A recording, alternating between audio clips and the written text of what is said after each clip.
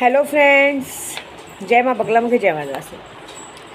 देखिए, महाशिवरात्रि आ रही है। कल भी मैंने कहा था, आज भी मैं कह रही हूँ कि शक्तियों को हासिल करो, क्योंकि देखिए इस बार शक्तियाँ होली के दिन इंसानी रूप में दर्शन देंगी, क्योंकि बहुत सालों बाद ये नक्षत्र बना है कि शक्तियाँ होली की रात को दर्शन देंगी, क्योंकि उस दिन बहुत अच्छा दिन है।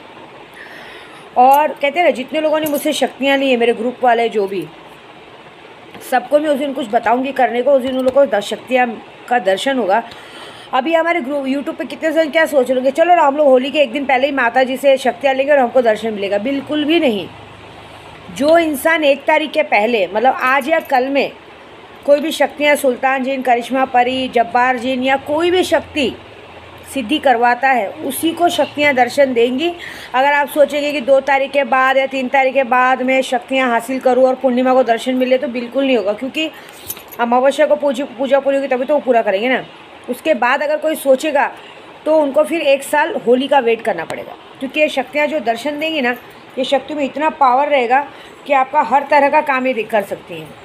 कहते हैं ना, कोई बोलता है हांडी उतारना है, कोई बोलता है पैसा उतारना है, कोई बोलता है दुश्मनों को सबक सिखाना है, कोई बोलता है मारण मोहन करवाना है। मेरे पास तो बहुत सारे काम आते हैं।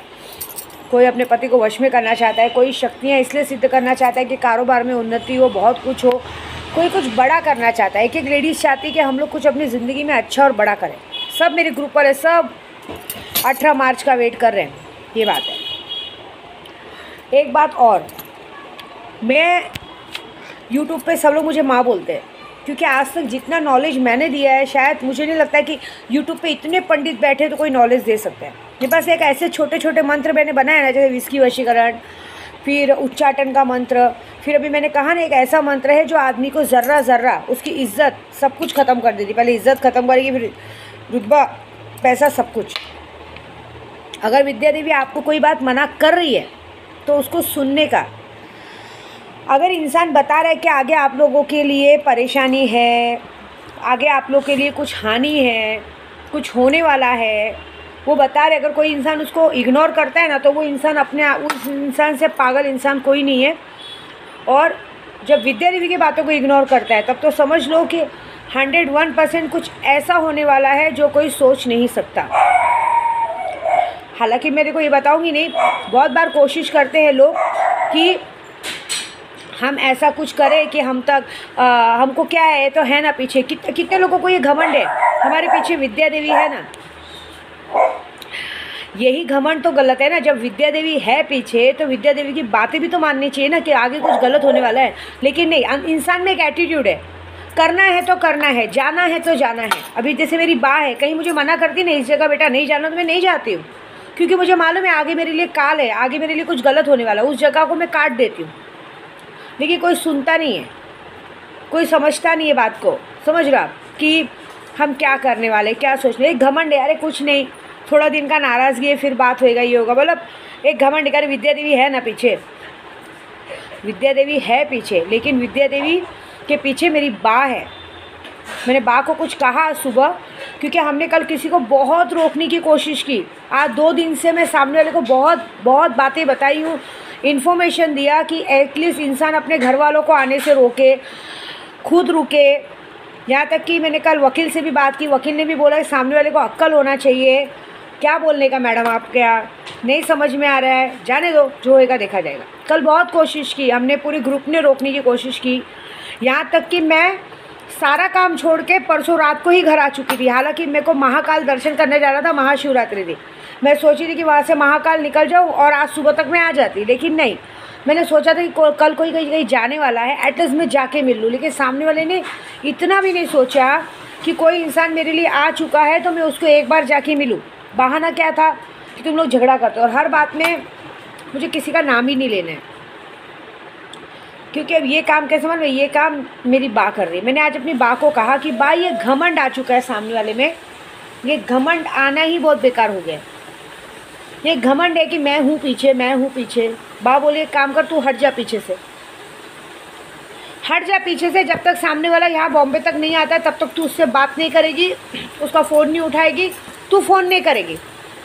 उसके बाद का काम मैं देखती हूँ। क्योंकि क्या आता है मालूम है, विनाशकाली विपरीत बुद्धि। आप किसी को कितना बचाओगे, कितना समझाओगे, मैं सबके लिए बोलती हूँ, एक के लिए नहीं। मैं आज किसी का नाम नहीं लूँगी, समझने वाले को इशारा काफ़ी। सामने वाले को एक बात समझना चाहिए कि अगर इंसान आपको प्यार देता है, इज्जत देता है, तो वो बेवकूफ़ नहीं है, वो आपकी केयर करता है। लेकिन एक बात है, कहते हैं एक छोटे बच्चे को आप कब तक समझा सकते हो।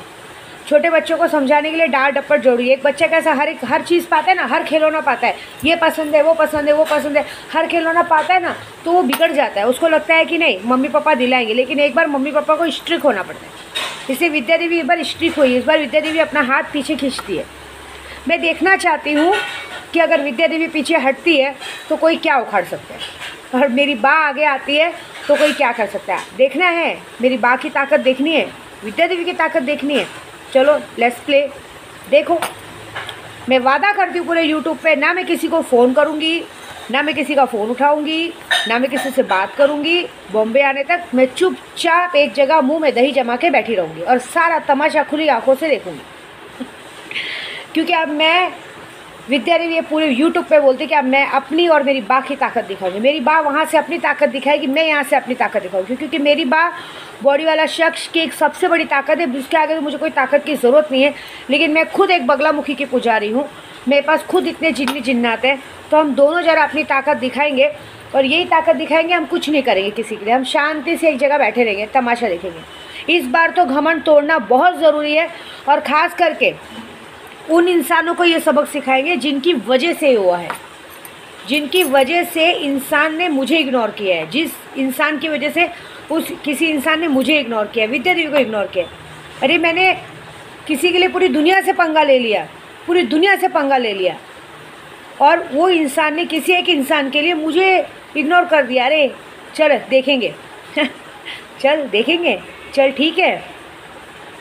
ये ठीक ही तुम्हारी गांड में नहीं घुसा है ना विद्या देवी ने, तो मेरा नाम बदल देना। मैं कुछ नहीं करूँगी, मैं चुप करके उंगली करके बैठी रहूँगी। मैं किसी के लिए कुछ नहीं करूँगी, वादा है। मैं किसी से बात नहीं करूँगी, मैं चुपचाप अपने घर में बैठी रहूँगी और चुपचाप तमाशा देखूँगी बस। क्योंकि अब मेरी बात तमाशा दिखाएंगी, ये वादा ज़रूर है। जाने के लिए सब लोग चले गए हैं, आने के लिए रास्ता मिल गया तो मेरा नाम बदल देना। ना कोई रिश्तेदार साथ देगा, ना कोई अपना साथ देगा, ना कोई बाहर वाला साथ देगा। घूमते घूमते घूमते घूमते रह जाओगे, ना जेब में पैसे बचेंगे, ना कुछ बचेगा। आने के लिए रास्ता ढूंढेंगे, रास्ता नहीं मिलेगा। ये वादा मेरा है। क्योंकि मेरे को बुरा लगा है, मुझे बहुत बुरा लगा है कि मैंने पूरी दुनिया से लड़ी यार, मैंने पूरी दुनिया से लड़ी। ना आओ देखा, ना ताओ देखा, ना पैसे देखे। लॉकडाउन जैसे टाइम पे जहाँ पे किसी के पास 10 रुपया नहीं था, विद्या देवी ने 7 से 8 लाख खर्चा कर दिया। किसी का मुंह नहीं देखा, बस एक ही तत पे खड़ी थी कि नहीं मुझे हाथ पकड़ना है तो पकड़ना है। उस वक्त सामने वाले को नहीं याद आया अपना परिवार, नहीं कुछ याद आया, और आज विद्या देवी को बाजू में सरका के अपना परिवार याद आया। और वो उस तो मैं कुछ नहीं बोलूँगी, मैं चुप बैठूँगी। मुझे उस इंसान को उस परिवार की शक्ल दिखानी है। जब उस इंसान की वो इंसान उस परिवार का असली शक्ल देखेगा, असली औकात देखेगा, तब उसको समझ में आएगा कि उसने कितनी बड़ी गलती की। और सामने वाले को मालूम है कि जब जब मैंने इस औरत की बात टाली, तब तब मुझे मुसीबत आई है। एक बार मेरी बात टाली थी, 6 महीना दूर रहने की नौबत आई थी, इस बार भी आएगी। और ये सब जिस इंसान के कारण हुआ है, उस इंसान को तो हम, और जिस इंसान ने कान भरा है उस इंसान को तो मैं नहीं, अब मेरी बात सबक सिखाएगी। मैं तो कुछ नहीं, मैं तो अभी अपने काम में लग रही हूँ। क्योंकि होली आ रही है, हमारे लिए ये होली का मौका बहुत बड़ा रहता है। लेकिन बुरा लगा है, इधर चोट लगी है, क्योंकि मैंने सारा काम छोड़ के यहाँ आना ज़रूरी समझा कि किसी को मिलना ज़रूरी था। ये सोचा कि कोई मुझसे मिलेगा, वो मुझसे बात करेगा, मैंने उसको किसी को सारी इन्फॉर्मेशन देनी ज़रूरी समझी कि आगे खतरा है मत जाओ, आगे खतरा है मत जाओ। मैं एक कहानी बताती हूँ आपको। एक आदमी था, वो भगवान की बहुत पूजा करता था, समझे। तो हमेशा सबको बोलता था मेरे भगवान मेरे साथ है। एक दिन उस गांव में बाढ़ आई थोड़ी मैं लंबी जरूर बातें कर रही हूँ। एक दिन उस गांव में बाढ़ आई। बाढ़ आने पे सब उसको बोल रहे भागो भागो, अपने आप को बचाओ बचाओ। बोलता है अरे नहीं नहीं, मेरे भगवान आएंगे ना मुझे बचाने। बोले ठीक है। पूरा गांव भर गया पानी से, नाव से लोग, गांव वाले लोग नाव से आए कि भाई चल निकल, बच जाएगा। बोलता है नहीं नहीं, मेरे भगवान आएंगे। वो मंदिर की गुंबद पे खड़ा हो गया। हेलीकॉप्टर आया, सिपाही आए, चल भाई डूब जाएगा, मर जाएगा, बाढ़ आई, कोई बच नहीं रहा, चल। बोलता अरे नहीं नहीं मेरे भोलेनाथ आएंगे ना मुझे बचाने, क्या टेंशन है। सही, आखिरकार वो डूब के मर गया। क्यों? उसकी नाक ना बहुत लंबी थी, उसकी नाक पे बहुत घमंड था। उसको ये था कि अरे भगवान की पूजा करने में घमंड नहीं आता है। मेरे स्वामी समर्थ के बोलती हूँ कि जो इंसान घमंड रखता है ना वो ज़िंदगी में कभी आगे नहीं बढ़ता। तो क्या हुआ मालूम है आपको? वो इंसान मर के जब ऊपर भगवान के पास गया तो बोलता है अरे क्या भोलेनाथ जी, मैंने आपको कितना पुकारा, आप मेरी मदद को नहीं आए, मेरी पूजा में कोई कमी थी क्या? तो पता है भोलेनाथ जी ने कहा अबे चूतिए साले बेवकूफ़ आदमी, 3 बार तो आया था, अब क्या साक्षात दर्शन लेके आऊँ? तू इतना अहम है मेरे लिए? 3 बार तो आया, एक बार आया गांव वालों के रूप में, फिर नाव लेके आया, फिर हेलीकॉप्टर लेके आया। जब तेरे को समझ में ही नहीं आता है तो मैं करूँ क्या?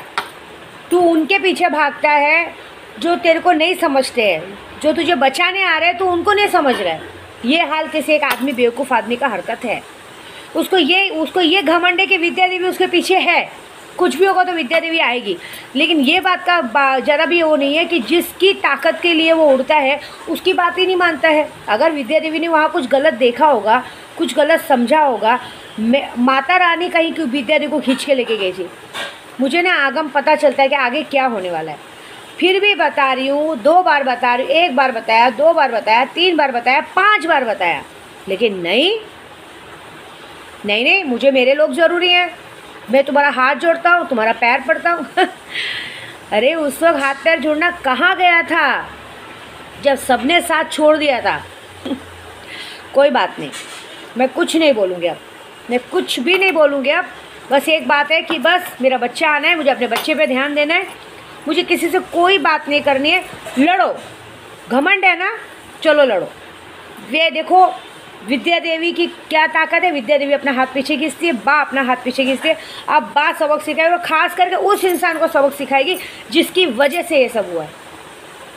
क्योंकि उस इंसान को भी बरोबर करना बहुत ज़रूरी है कि दोबारा फिर आगे वो इंसान ना कान भरने की कोशिश करेगा, ना इंसान फिर बीच में आने की कोशिश करेगा। बस, बाकी मुझे कुछ भी नहीं कहना है। मैं किसी का ना नाम लूँगी, ना कुछ बोलूँगी, ना गाली दूँगी, ना कुछ करूँगी। मैं सिर्फ़ और सिर्फ चुप बैठूँगी और बाकी का काम मेरी शक्तियाँ दिखाएंगी, मेरी बा दिखाएगी, मेरा सुल्तान जिन दिखाएगा। वेट एंड वॉच, क्या होगा मज़ा चखाएगा। तब तक मैं कुछ नहीं बोलूँगी, ना मैं फ़ोन करूँगी, ना मैं मैसेज करूँगी, ना मैं किसी का फ़ोन उठाऊँगी, ना मैं किसी से बात करूँगी। बस मैं इंतज़ार करूँगी कि शक्तियाँ क्या होती हैं, शक्तियों से पंगा लेना क्या होता है, ये विद्या देवी दिखाएगी। बस वेट एंड वॉच, बात ख़त्म। और एक और बात है, अब तो मेरा बच्चा होने ही वाला है कभी भी, और नहीं हुआ तो मैं ऑपरेशन करवाने जाने ही वाली हूँ। मेरी अन्नू जी ने एक ही ठाना है, विद्या जी जिस दिन आपका बच्चा होगा, आप चाहे हॉस्पिटल में रहेंगी चाहे घर पे रहेंगी, उस दिन अन्नू जाएगी पुलिस स्टेशन। क्योंकि बहुत हो चुका, आप सबके लिए बहुत अच्छा सोचते हो, बहुत अच्छा समझाते हो, लेकिन सबको ना लगता है कि अन्नू भी बेवकूफ़ है, विद्या देवी भी बेवकूफ़ है। हम सबक सिखाएंगे, क्योंकि बोली कि मेरा होने वाला भांजा भांजी जो भी होगा उसका हक मिलना चाहिए। सामने वालों को ना सीधी उंगली की घी समझ में ही नहीं आती। अब तक मैंने घुसी नहीं हूँ, मुझे घुसने पे मजबूर करे। विद्या देवी जी, आप सिर्फ बच्चे पे ध्यान दीजिए। जिस दिन आपका बच्चा चाहे हॉस्पिटल में हो, चाहे घर पे हो, चाहे जहाँ भी हो, जिस दिन बच्चा होगा उस दिन आपकी अन्नू जी आपके लिए खड़ी रहेगी। 50 किन्नर को लेके पुलिस स्टेशन पहुँचेगी और उस दिन अन्नू क्या करेगी, उस दिन आप तमाशा देखेंगे। उस दिन पूरा यूट्यूब नहीं, पूरा भारत विद्या देवी की शादी देखेगा। उस दिन अन्नू जी खड़े होके विद्या देवी की शादी जगह पे करवाएंगे। क्योंकि बोलती इन लोगों के गांड में ना सुलेमानी रहमानी कीड़े हैं, और इनकी रहमानी कीड़े मुझे आते हैं निकालने। और अब देखो मैं क्या करती हूँ, क्योंकि आप हमेशा समझाते हो, अच्छे के लिए बोलते हो, प्यार से समझाते हो।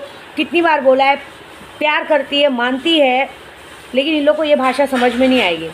और जहाँ पे बोलती मैं खड़ी होती हूँ ना, वहाँ लाइंगी ख़त्म हो जाती है। तो बस अब जब तुम लोग के नसीब में, जब इन लोग के नसीब में यही सब लिखा है तो देखेंगे। क्योंकि अन्नू जी को एक ही बात का गुस्सा है कि जिस वक्त आपको ज़रूरत है तो सामने वाला आपकी बात नहीं मान रहा है, तो उसको अब हम कुछ नहीं बोलेंगे। आप सिर्फ चुप बैठिए, बस बच्चे पे ध्यान दीजिए। बच्चा होने ही वाला है, क्या तो ऑपरेशन से होगा या नॉर्मल होगा। उसके बाद अन्नू जाएगी पुलिस स्टेशन।